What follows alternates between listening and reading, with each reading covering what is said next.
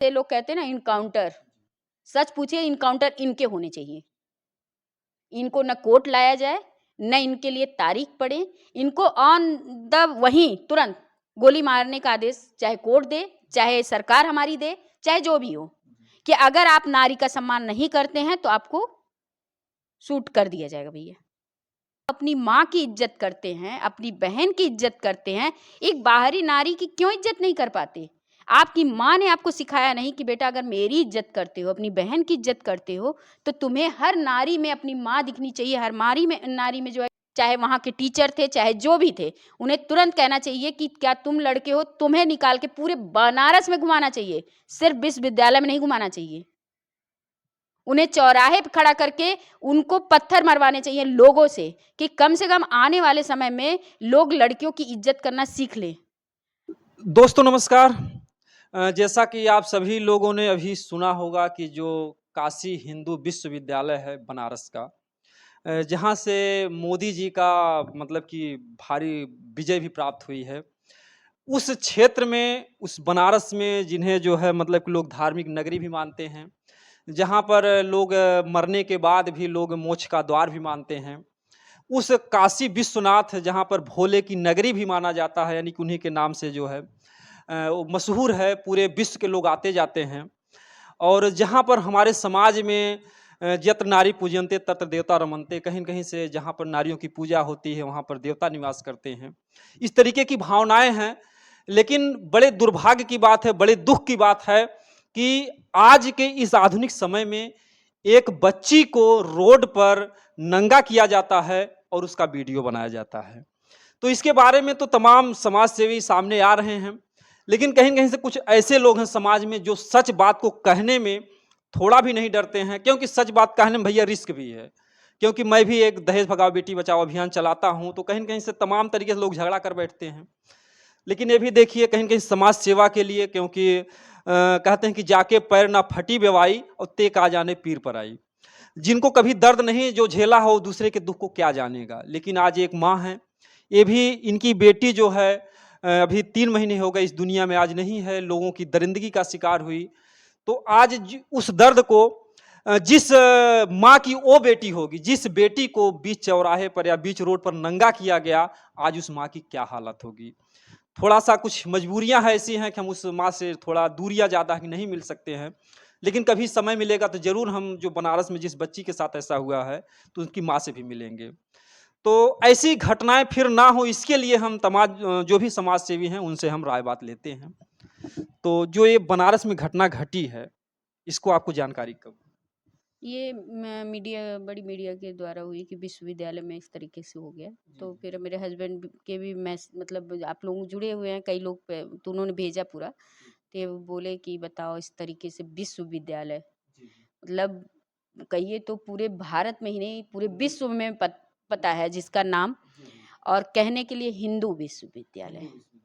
बहुत शर्म की बात, मैं हिंदू हूँ, ब्राह्मण हूँ, इसलिए और ज़्यादा शर्म की बात है कि हमारे हिंदू विश्वविद्यालय में इस तरीके की घटना घटी। एक नारी का महाभारत सिर्फ वस्त्र के चीरहरण पे ही शुरू हुआ। जो द्रौपदी का मतलब 20 सभा में। हाँ, और आज एक बच्ची का एक स्कूल कॉलेज में इस तरीके से चीरहरण हो रहा है और लोगों की वेदनाएं नहीं जागती हैं, दर्द नहीं उन्हें महसूस होता।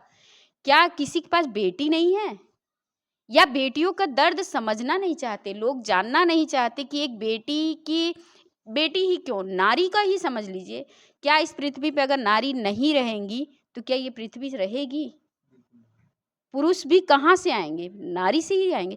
लेकिन पुरुष क्यों ये भूल जाते हैं कि हम जिस नारी का अपमान, आप अपनी माँ की इज्जत करते हैं, अपनी बहन की इज्जत करते हैं, एक बाहरी नारी की क्यों इज्जत नहीं कर पाते? आपकी माँ ने आपको सिखाया नहीं कि बेटा अगर मेरी इज्जत करते हो, अपनी बहन की इज्जत करते हो, तो तुम्हें हर नारी में अपनी माँ दिखनी चाहिए, हर नारी में जो है कि अपनी बहन दिखनी चाहिए। क्यों लोग नहीं सिखाते अपने बच्चों को? मैं तो ये कह ही नहीं सकते कि उस लड़के में गलती है, गलती उसकी माँ में है कि उसने ये चीज़ सिखाई ही नहीं कि तुम्हें नारी का सम्मान करना चाहिए। विदेश नहीं है ये, विदेशी हम नहीं हैं, हम भारतीय हैं। हमें भारत की इज्जत यही है। हम नेता नेकर नहीं है कि हमें ये कहना पड़े कि हम हिंदू हैं कि हम क्षत्रिय हैं, ये नहीं। हम सिर्फ एक दो ही जात यहाँ है, एक नारी है, एक पुरुष है। हमें उसकी मान्यता को बनाए रखना है। दोनों की ही सम्मान होनी चाहिए, दोनों की इज्जत होनी चाहिए और किसी को किसी के सम्मान को ठेस पहुंचाने का अधिकार नहीं है।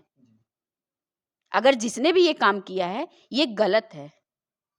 इसमें जो आपने कहा कि कहीं न कहीं से उन बच्चों की गलती नहीं है, उनकी जो परवरिश हुई है, कहीं न कहीं उनके माँ-बाप की गलती है।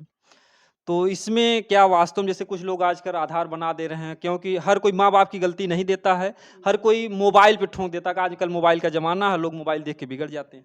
माँ बाप ये बताइए, हमने तो अपनी बेटी को नहीं मल्टी मोबाइल दिया था, तो हमारी बेटी क्यों बिगड़ेगी? या आज हम ही हैं बेटे को नहीं दे रहे हैं तो क्यों बिगड़ेगा?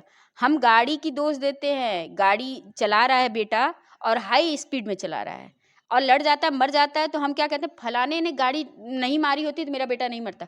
आपने गाड़ी नहीं दी होती तो आपका बेटा नहीं मरता, क्योंकि आप लाख 1.5 लाख की गाड़ी खरीद के दे रहे हैं। आप नहीं समझ रहे हैं कि उसकी स्पीड क्या है गाड़ी की, वो कितना तेज जा सकता है।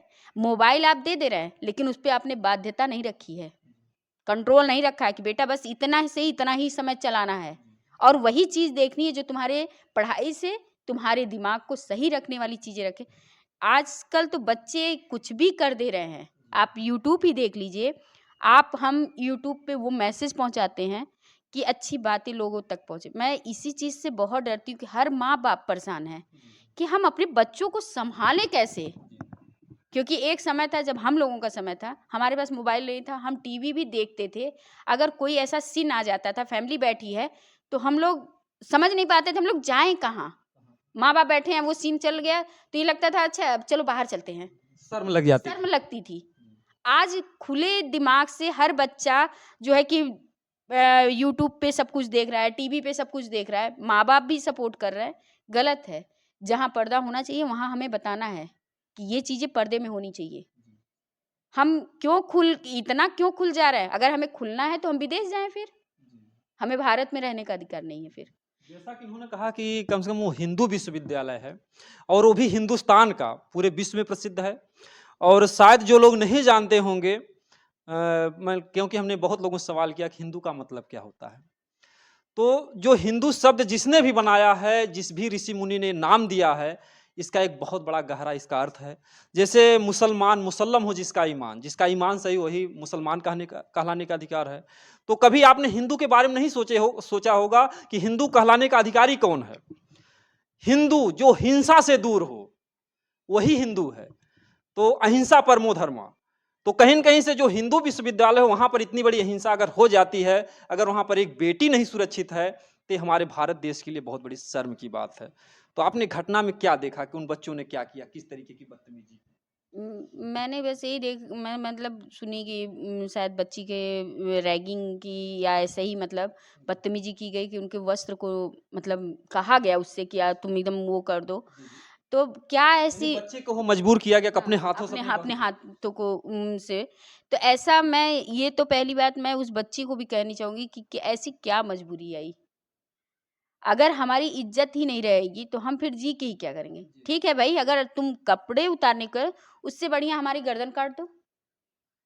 क्योंकि अगर हमारी इज्जत नहीं रहेगी तो हम फिर तो ऐसे भी नहीं जी पाएँगे। जी, जी। क्योंकि अगर क्योंकि श्रेया की बताते हैं भाई लाज शर्म जो है औरत का सबसे बड़ा गहना होता है। क्योंकि श्रेया की अगर बात की जाए तो श्रेया में भी यही चीज़ हुआ कि जो क्लासरूम में उसको बेइज्जत किया गया, देखा जाए तो यही है कि एक कपड़ा उतार देना, ये किसी के सामने आप किसी चीज़ को गंदी चीज़ को उसके हाथ में रख के अगर आप घुमा दीजिए, तो भी अगर एक औरत कॉलोनी में हो या कहीं हो, अभी कोई गंदा काम करती हो चाहे नहीं करती हो, लेकिन अगर 2 मर्द उसके घर अकेले आने-जाने पे रहने पे अगर जाते हैं, तो लोग मुँह काला करके पूरी कॉलोनी, पूरे शहर में घुमा देते हैं कि औरत बदचलन है। जी, जी। तो फिर ऐसे लोगों को क्यों नहीं मुँह काला किया जाता जो बच्चियों के साथ ऐसा गलत करते हैं? अगर उस लड़की पे दबाव बनाया गया कि कपड़ा उतारो, तो उनको तुरंत वहीं, चाहे वहाँ के टीचर थे, चाहे जो भी थे, उन्हें तुरंत कहना चाहिए कि क्या तुम लड़के हो, तुम्हें निकाल के पूरे बनारस में घुमाना चाहिए, सिर्फ़ विश्वविद्यालय में नहीं घुमाना चाहिए। उन्हें चौराहे पे खड़ा करके उनको पत्थर मरवाने चाहिए लोगों से, कि कम से कम आने वाले समय में लोग लड़कियों की इज्जत करना सीख लें। लड़कियों को हम कह दिए कि आज हमारे भारत में लड़की लड़का बराबर हैं। कहाँ बराबर हैं? लड़कियों को ये बताया जाता है अगर मर जाता है आदमी तब भी तो नंगा ही जाता है, तब कौन सा वस्त्र उसको लोग पहना देते हैं। लेकिन लड़कियों को सिर्फ ये बताया जाता है अगर तुम्हारा वस्त्र उतर गया तो तुम जिंदा नहीं रह सकती हो, तुम्हें शर्मिंदा होना चाहिए, तुम्हें मर जाना चाहिए। क्यों ऐसा कहा जाता है? अगर हमने अपनी इच्छा से उतारा तब तो हम वो कह जाएंगे, लेकिन हमने अपनी इच्छा से तो उतारी नहीं। तो इसलिए जिसने उतरवाया, जिसने वहां जो लोग खड़े होके वीडियो बना रहे थे, मैं तो उनको भी कहती हूँ उनको तुरंत जेल में डाल देना चाहिए।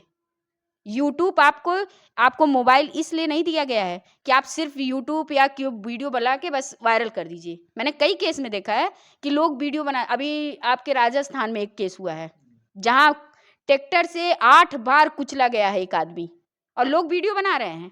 अरे तुम जो वीडियो बना रहे हो उस आदमी को बचा सकते थे उस वक्त, लेकिन वो भी अपराधी का ही साथी होता है। वही चीज अगर तुम वीडियो बना रहे हो तुम भी अपराधी हो, क्योंकि लोग कहते हैं ना कि अपराध देखने वाला अपना अपराध सहने वाला दोनों अपराधी कैटेगरी में आ जाते हैं। अच्छा, आपने ये भी देखा होगा कि बनारस की नई बात नहीं, उस स्कूल में हर वर्ष किसी न किसी मतलब कि बच्ची के साथ इस तरीके की क्रियाएं हो जाती हैं। कहीं रेप हो जाता है, अभी कुछ दिन पहले कोई विकलांग बच्ची थी उसी बनारस के उसी स्कूल में ऐसा हुआ। तो बराबर तो होते हैं लेकिन इस पर पाबंदी क्यों नहीं लग पाती, लोगों में डर भय क्यों नहीं हो पाता? क्योंकि लोगों को सजा नहीं मिलती ना, कार्रवाई नहीं होती, कोई कार्रवाई नहीं। अगर तुरंत जैसे लोग कहते हैं ना इनकाउंटर, सच पूछिए इनकाउंटर इनके होने चाहिए। इनको न कोर्ट लाया जाए न इनके लिए तारीख पड़े, इनको ऑन द वहीं तुरंत गोली मारने का आदेश चाहे कोर्ट दे चाहे सरकार हमारी दे चाहे जो भी हो, कि अगर आप नारी का सम्मान नहीं करते हैं तो आपको शूट कर दिया जाएगा भैया। जब ये डराएगी ना तब दुपट्टा, जैसे अभी कई मैंने तो देखा उस दिन न्यूज में कि मतलब कोई महीना ऐसा नहीं था कि लड़कियों के साथ दुष्टपना या मतलब बदसलूकी नहीं हुई हो। और योगी जी कहते हैं कि हमारे देश में हमारे यूपी में नारी सुरक्षित है। कहाँ सुरक्षित है? एक लड़की का साइकिल से जा रही थी, किसी बच्चे ने दुपट्टा खींच दिया, लड़की तुरंत गिर के दोनों जो है कि गाड़ी के नीचे में आ गई। नैन्सी वर्मा जो तब तो आप ये कैसे कह सकते हैं कि लड़कियां, मैं तो ये सोचती हूँ कि मेरी लड़की चली गई, कहीं ना कहीं मैं ये भी सोचती हूँ कि अगर जिस माँ बाप के पास बेटी है वो तो हर वक्त सदमे में होंगे कि पता नहीं मेरी बेटी कल मेरे घर आएगी भी कि नहीं आएगी। अभी मैंने कल देखा कि अब छुट्टी हुई है, बच्चियां बाहर से आ रही हैं, तो मैंने हस्बैंड से कहा कि देखिए लड़की बाहर से आई है पढ़ के, हमारी भी श्रेया रहती तो आती, लेकिन कहीं ना कहीं ये दिमाग में रहता है कि बच्चियां सुरक्षित हैं कहीं? स्कूल से कॉलेज से छुट्टी मिली, बस में आ रही हैं, ट्रेन में आ रही हैं, कहीं तो नहीं सुरक्षित हैं। बदमाश चढ़ गए, क्या नाम होता है कि अरे उन्होंने दारू पिया था। अभी आप जल्दी में ही देख लीजिए आजमगढ़ के ही किसी केस में कि पिता दारू के नशे में, मैं तो रहती मैं बेटी से कहती ये मत कहो कि नशे में, नशा ये कभी नहीं सिखाता है कि आप ये भूल जाइए कि ये मेरी बेटी है या मेरी या नारी ही है, ये नहीं भूल। अरे नशा आप कर रहे हो अपने सुख के लिए कर रहे हो, तो आपको अगर कुछ मिलता नहीं, कोई चीज नहीं मिलती, तो आपको नारी अबला दिखती है, आप नारी पे अत्याचार करना सीख लिए हैं कि नारी को मसलो रगड़ो तोड़ो मरोड़ो, क्योंकि नारी वो शक्ति है। आप भूल जाते हैं कि जो काली के रूप में भी अगर जिस दिन खड़ी होगी या दुर्गा के रूप में खड़ी होगी तो विनाश छोड़ और कुछ नहीं होगा। चाहे आपका परिवार हो, खानदान हो या आपका वंश हो, सर्वस्व नाश होगा, ये आप तय कर लीजिए। जो लोग अबला समझते हैं, कहीं न कहीं से आप लोगों ने देखा होगा जब फूलन देवी के ऊपर अत्याचार हुआ तो उन्होंने कई लोगों को गोलियां मार दी। लेकिन बड़े दुर्भाग्य की बात है कि अगर कोई बच्ची इस तरीके का अगर उसके साथ गलत कदम हुआ और अगर उसने किसी को गोली मार दी या उसकी जान ले ली, उसको भी केस लड़ना पड़ता, उसको भी जेल में डाल दिया मैं जाता। आपसे क्या कही कि आपके साथ अपराध हो जाता है, आपको न्याय मिलने में टाइम लगता है, आप कोर्ट की तारीख फाइल ले लेके दौड़ते रह जाते। लेकिन अगर आपने आपका दिमाग, भाई हमारा भी तो दिमाग है, हमें भी गुस्सा आता है, हमें भी आक्रोश होता है, हमारा दिमाग सनक गया कि जाने तो कोर्ट तारीख लड़ने से बढ़िया यहीं इनको खत्म कर देते हैं। जब हम खत्म कर देंगे तब हमारे लिए कोर्ट हो जाएगा, पुलिस हो जाएगी, अरे आपने तुरंत मार दिया, चलिए आप जेल चलिए। तब तो हमारे लिए कोई तारीख नहीं पड़ती है, कोई समय नहीं लगता, हमको तुरंत वहीं सजा दे दी जाती है। क्यों भाई? क्यों कानून दो तरीके का है?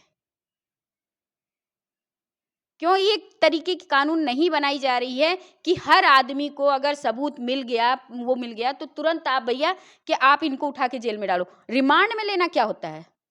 रिमांड में लेके पुलिस के थ्रू जो है कि फिर छूट जाए वो? नहीं, कोर्ट के जरिए उनको तुरंत जेल थाने में डालिए आप। मतलब इसका है कि अपराध इसीलिए बढ़ता है कि जो भी अपराधी हो जेल में जाके सुरक्षित हो जाते हाँ। हैं। और आजकल ये देखने में आया कि अक्सर जो पीड़ित परिवार होते हैं वो ये मांग करते हैं जिस तरीके से सऊदी में नियम है वही जो है भारत में हाँ, लाना बस चाहिए। वही चीज़ होना चाहिए कि सर कलम होना चाहिए कि कम से कम मेरी बेटी गई है, उनके सर कलम कर दीजिए। आप जब सर अलग हो जाएँगे तो वो तो अब ज़िंदा नहीं होके आएँगे ना, लेकिन उनके परिवार में डर बैठ जाएगा। और जो भी लोग हाँ। देखेंगे, क्योंकि सबसे बड़ी दुर्भाग्य की बात ये है कि भारत में जब से देश आज़ाद हुआ अब तक केवल 700 लोगों की फांसी हुई है और अपराध तो पता नहीं कितने करोड़ हुए अभी होंगे। देखिए मैं बहुत नहीं जानती हूँ, लेकिन एक मणि त्रिपाठी करके कोई हैं, मैंने उनका केस देखा, उन्हें सज़ा भी हो गई। अब वो सज़ा होने के बाद वो हैं कहाँ? एक 5 स्टार हॉस्पिटल में ज़िंदगी दोनों हस्बैंड वाइफ जिए। और आज ये चीज़ छोड़ी गई कह के उनको कि इनका व्यवहार बहुत अच्छा था। जो आदमी बाहर व्यवहार नहीं अच्छा है जिसका, वो जेल में कैसा व्यवहार कर दिया? और जेल में व्यवहार अच्छा कर देने के बाद जिसको उम्र कैद की सज़ा है, क्या माफ़ी दी जा सकती है? भाई फिर नाम कहाँ काहे के लिए उम्र कैद का उसका नाम ही बदल दो। और आज मणि त्रिपाठी को छोड़ दिया गया। आज कोर्ट जब उन्हें तलब करने के लिए कह रही है, तो आज नहीं मिल रहे हैं ना। तो ये तो एक तरीके से पूछिए तो कोर्ट की ही लापरवाही कोर्ट के सामने आ गई। भाई आपने बेल दिया तो वो छूट गए और वो छूटे तो अब भाग गए। आप लोग समझ सकते हैं कि जो इनकी बातों से और आप लोग भी जानते हैं जो अपराध बढ़ने का जरिया है, कारण है, वो सबसे बड़ा कारण है कि अपराधी को कभी उचित दंड नहीं मिलता और जो भी अपराधी तो उनको फांसी जो अगर दी भी जाती है तो बंद कोठरी में दी जाती है, दूसरे को अलाउड नहीं होता। बस वही चीज़, फांसी भी आप दे रहे हैं ना, तो आप खुले में दीजिए। क्योंकि हर इंसान के अंदर वो खौफ आना चाहिए। जब आँखें बाहर आ जाती हैं ना फांसी के फंदे पे लटकने पे और गर्दन 1 इंच लंबी हो जाती है और साँस जब निकलती है तो हाथ-पैर जब थरथराते हैं और करते हैं ना, वो चीज़ जब देखेंगे लोग भूल नहीं पाएंगे। तो भूल नहीं पाएँगे। लेकिन हमारे यहाँ क्या है, जिस चीज़ को पर्दा में रखना चाहिए, उसको लोग ओपन कर दे रहे हैं। हर जगह नारी नंगी करके घुमाई जा रही हैं। कोई उस पे बाध्यता नहीं है। उसके लिए कानून को तो तुरंत कहना चाहिए कि जिसके ऊपर आरोप साबित मत करो, बस वहाँ प्रेज़ेंट आज तो मोबाइल है। आपकी मोबाइल हाथों से रिकॉर्डिंग जो कर रहा है, वो तो प्रूफ कर दे रहा है कि अगला आदमी आरोपी है। आप तुरंत कहिए कि ऐसा है कि इसको सज़ाए मौत होनी चाहिए। मैं डायरेक्ट किसी से नहीं, मैं न्यायाधीश से ये उम्मीद करती हूँ कि उनको ये करना चाहिए कि भैया आप ये केस हमारे तक लाओ चाहे नहीं लाओ, मैं इसमें सज़ा सुनाता हूँ कि भैया इसको तुरंत फांसी होनी चाहिए। क्योंकि मैं जज हूँ, तो मेरे पास ये अथॉरिटी है। नहीं तो काहे के लिए न्यायाधीश बने हो? भई अगर हम ऊपर वाले पे भरोसा करते हैं जो हमें दिखाई नहीं देता, जो सुनाई नहीं देता, लेकिन हम उस पे विश्वास करते हैं कि यहाँ से हमें न्याय नहीं मिला लेकिन वो देगा। लेकिन वो देता है तो लोगों की आँख की पट्टी नहीं खुलती है। उन्हें लगता है कि अरे ऐसे ही हो गया होगा, भाग्य का लिखा था। लेकिन ऐसा नहीं होता है। अगर मेरी ही बेटी गई, तो आज अगर वो जेल में गई भी तो फिर छूट गई, तो फिर कल को जेल में जाएँगी, फिर छूट जाएँगी। क्योंकि पैसे बहुत हैं तो पैसे के लिए लोग बिकते हैं। मैं आपसे यही कहूँगी नारी अगर पैसे के लिए बिकती है तो लोग उसको बहुत गलत तरीके कहते हैं। बाकी जो अधिकारी बिकते हैं उनको कोई वो तुलना क्यों नहीं देता कि वो भी तो वही हुए जो आज एक आप रेड अलर्ट एरिया कह लीजिए चाहे कुछ कह लीजिए, वो पैसे के लिए वहाँ लोग कहते हैं कि वो करती हैं, देह व्यापार करती हैं। तो फिर अधिकारी क्या करते हैं पैसे के लिए? वो भी अपना ईमान धर्म सब कुछ सब बेच रहे हैं। हमने तो नहीं बेचा। हर पब्लिक में ये जाता है कि माँ-बाप बिक जाते हैं, माँ-बाप सेटलमेंट कर लेते हैं। मुझे तो रोज़ कहा गया, हर दिन कहा गया कि करोड़ रुपया में बिक गए। यहाँ तक कि मेरी बच्ची की सहेलियों ने मुझसे सामने से पूछा, "क्या आंटी आपने पैसा ले लिया?" जी ऐसा। हाँ। तो हम प्रूफ करना नहीं है, हम जान रहे हैं कि हम लड़ रहे हैं तो लोगों को तक मैसेज अपने आप पहुँच जाएगा कि माँ-बाप अगर ले लिए होते तो आज ये घर बिना रंगे नहीं रहता।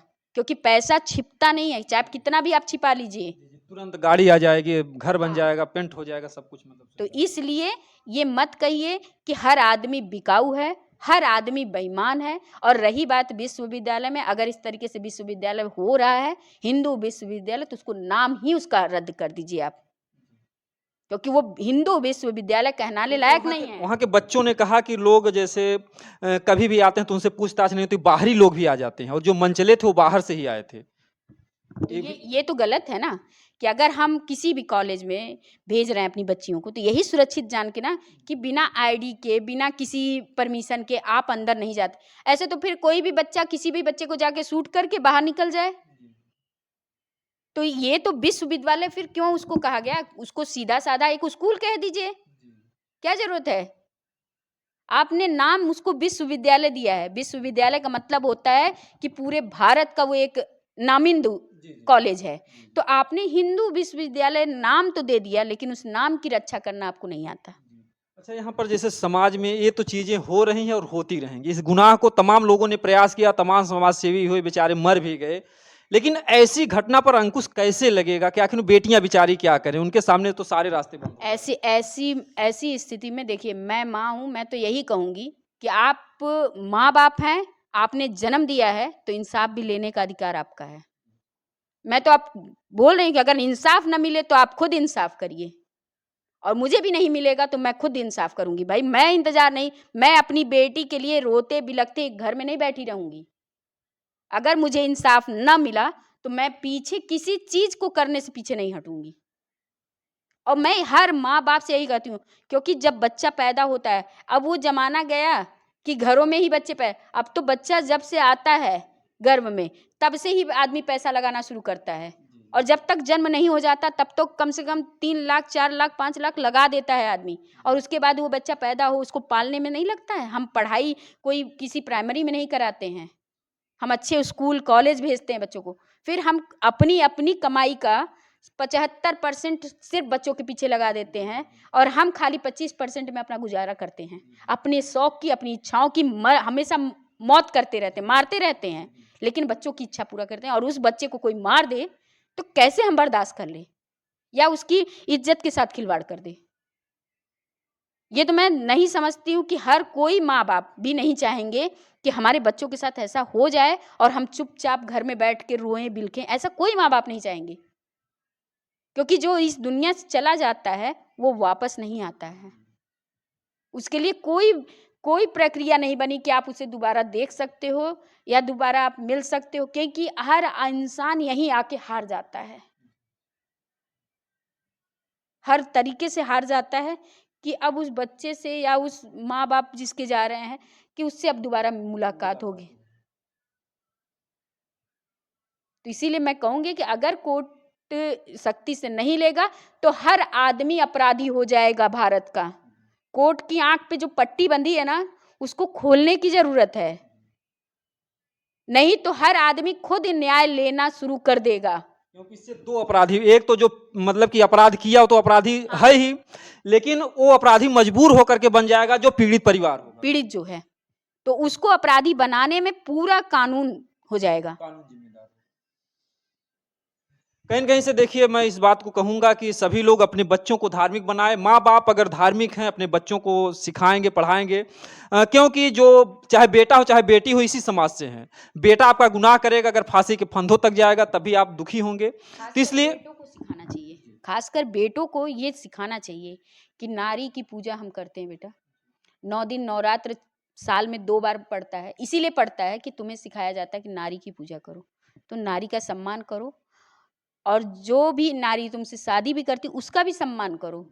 कोई ये नहीं कहता कि नारी का सम्मान करने से, ये जो लोग ये बना दिए हैं हमारे पहले के पुरनिया कि औरत की बात सुन लेने से कोई गुलाम हो जाता है, नहीं। जो औरत की बात सुनता है वो आगे बढ़ता है। तमाम लोग ऐसे हैं कि वो बोलते हैं कि आज मैं इस पद पर हूँ, आज हमारी पत्नी का हाथ। पत्नी का हाथ है, माँ का हाथ है, बहन का हाथ है, किसी भी न किसी रूप में माँ लेकिन नारी ही खड़ा करती है। इसलिए बच्चों को, हर माँ को अपने बेटों को खास कर ये सिखाना चाहिए कि कभी भी बेटा हर अपराध करना, गलती से भी गलती अगर हो तो कर लेना, लेकिन कभी नींद में भी अगर तुम्हारे दिमाग में किसी नारी के लिए गलत सोच आए तो उसके लिए 1000 बार दंडवत तुम माफी अपने आप से मांगना कि मैंने ये गलत चीजें सोची कैसे किसी के बारे में। देखिए, सब मिला-जुला करके समस्या का समाधान तभी है जब माँ-बाप अपने बच्चों को सिखाएँगे और यह संभव तभी है जब माँ-बाप धार्मिक होंगे और मैं 100% गारंटेड कहता हूँ अगर माँ-बाप मांसाहारी और शराबी हैं, तो आपका बच्चा भी जो है हिंसक होगा। क्योंकि आप देख लीजिए जो भी बकरी को देख लीजिए कितना सीधा-साधा जानवर है, कुत्ते हैं, शेर हैं, ये हिंसात्मक हैं। तो व्यक्ति का भोजन जो है सबसे मेन चीज़ है। कहते हैं कि दया धर्म नहीं है दिल में तो मुखड़ा क्या देखे दर्पण में। जहाँ दया तहाँ धर्म है। अगर आप दयालु हैं तो आपका बेटा भी दयालु होगा, आपकी बेटी भी दयालु होगी। ऐसी हिंसात्मक कार्यशैली नहीं होगी। आप अपने धर्म को मानिए, जो भी जिस धर्म है क्योंकि कुरान भी कहता है कि रहम दिल बनो और आपका रामायण तो कहता है भाई रहम दिल बनो जो है दयालु बनो। तो सभी लोगों ने तो अगर आप माँ-बाप हैं दयालु बनेंगे तो आपकी जो औलाद है, आपके देश का भविष्य उज्जवल होगा। जिस भाई बंधु को लगता है कि हमारा वीडियो देश हित है, समाज हितैषी है, बेटियों के हित में है, इस वीडियो को ज़्यादा से ज़्यादा शेयर करें। जय हिंद।